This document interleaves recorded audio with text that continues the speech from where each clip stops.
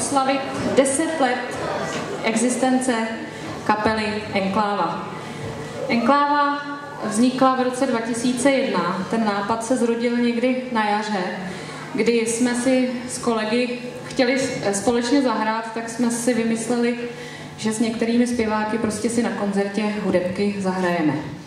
No a pak jsme si řekli, proč to neskusit i s dětmi. Takže takový šílený nápad, jako vybrat si někoho, dát je dohromady, zkoušet s nima, jako zábava. A ono se to potom zvrtlo něco úplně jiného a už jsme tady 10 let. V točení CDček, ježdění na koncerty, na soustředění a podobně. Já bych touto cestou chtěla poděkovat hlavně panu řediteli, který nám dal zelenou v tom roce 2001 a podpořil i toto CDčko, které teď budeme křtít.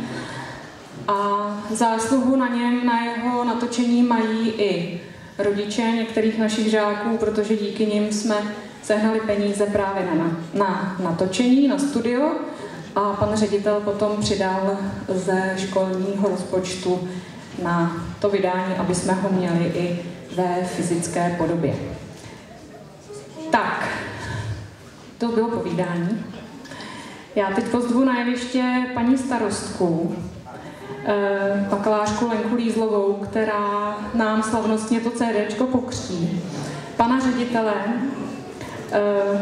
mého kolegu Martina Dolejšího, který se mnou celých těch 10 let tu Enklávu vede a který vlastně píše pro ní, protože díky němu bychom neměli co hrát. A dále mé milé kolegy, kteří s námi spolupracují, Julku Nepustilovou a Jirku Holečka. Já osobně jsem velmi ráda, že jsem byla pozvána na tuto akci a že se tady s námi můžu zúčastnit a oslavit tu slavnostní událost, jako je 10. výročí skupiny Enkláva. Nebudu tady dlouho zdržovat nějakými dlouhými proslovy, protože si myslím, že dneska je spíše prostor pro zpěv a pro hudbu než pro slova. Takže já bych chtěla za sebe a určitě za město Lovosice skupině Enkláva popřát hodně úspěchů a hodně společných let. Moc krát děkuji.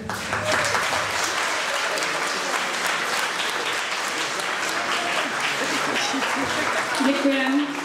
Takže CDčko je na světě.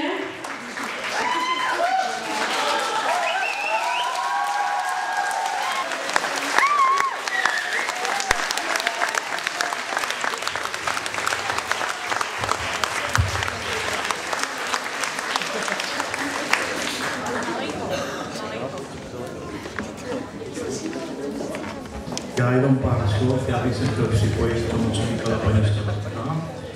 A já jsem si vždycky nejvíc vážil toho, když všechny ty kapely, s kterými hrajeme, teď jsou naši protihráči, ať je to z Mělníka, nebo je to z Litoměřic v těch měsících, které jsou ve školách kritické, to je konec května, začátkem června, že naše skupina se vždycky vzchopila a nikdy jsme nepotřebovali žádné cizí výpomoci a vždycky jsme to nějakým způsobem zvládli.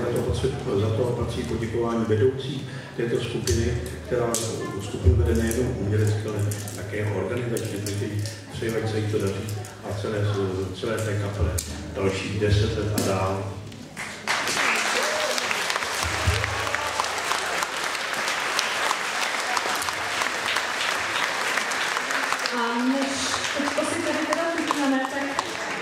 Já bych chtěla poděkovat hlavně taky vám, že chodíte na koncerty a že nám tleskáte. A dneska speciálně máte povinnost tleskat a povinnost tancovat.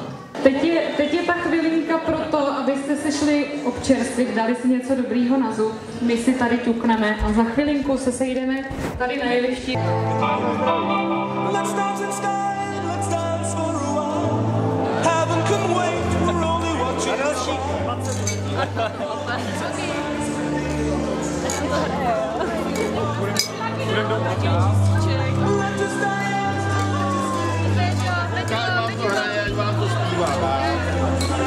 Tak děvčata, ať vám to zpívá, ať vám to hraje hezky. Jasný. A budeme si